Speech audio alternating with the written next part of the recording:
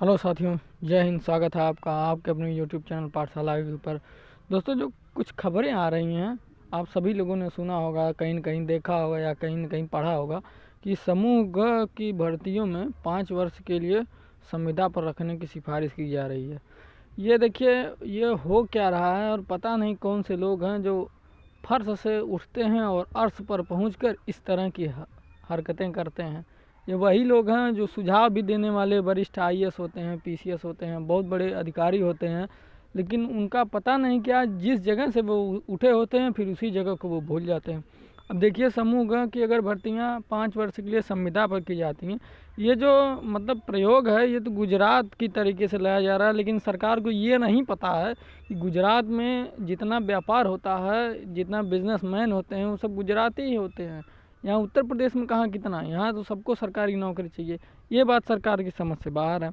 अब देखिए, ये हुआ क्यों, ऐसा लाया क्यों जा रहा है। इससे पहले भी हम लोगों ने सुना है कि जो है समूह ख और ग की भर्तियों को जो है संविदा पर रखने की तैयारी की जा रही थी और 6-6 महीने पे पेपर कराने की भी तैयारी की जा रही थी। तो ये सब जो बातें थी वो फ़िलहाल उस समय चल रही थी, तो उसको ठंडे बस्ते में डाल दिया गया था। लेकिन फिर ये कहीं ना कहीं से सुगबुगाहट आई है कि समूह ग की भर्तियों को 5 वर्ष तक संविदा पर रखने की सिफारिश, ये पता नहीं कौन सा आयोग है जो उत्तर प्रदेश में इस तरह की खबरें लागू करने के लिए मान्यता दे देता है। और एक बात और आ रही है कि समूह ग की भर्ती जो है एनआरए मतलब नेशनल रिक्रूटमेंट एजेंसी, एनआरए से कराने की इसकी जो संस्तुति की जा रही है, मतलब ये जो समूह ग की भर्ती है इसको एनआरए करवाए। अब कुछ चीज़ें हम देखिए सही नहीं लगती हैं। 5 वर्ष तक संविदा पर रखने की क्या ज़रूरत है। मतलब हम हो भी जाएं और ऐसा लगे कि मतलब बाद में जब भी सरकार चाहे तो 5 वर्ष के भीतर हमको निकाल सकती है, फिर उस वैकेंसी का क्या मतलब है, ये नहीं समझ में आता है। बहरहाल ये सूचना थी तो मैंने सोचा आप लोगों को दे दिया जाए। तो इस तरीके से 5 वर्ष तक संविदा, अब आप लोग कमेंट में बताइए ये सही है या गलत है।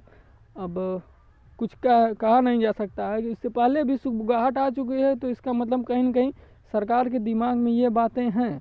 अब वो वाले एक अलग मुद्दा है कि हो सकता है चुनावी कारणों से या और किसी अन्य कारणों से ना हो पाए, लेकिन ये अगर सरकार के दिमाग में है और किसी कमेटी की सिफारिश है तो ये कभी ना कभी तो ये होगा, लेकिन कब होगा ये पता नहीं। कि इस समय जो है यूनाइट होने की बहुत ज़रूरत है, क्योंकि अगर ऐसा हो गया तो फिर तो समझ लीजिए बहुत ज़्यादा बुरा हो जाएगा, फिर कोई मतलब नहीं रह जाएगा उतना नौकरी का।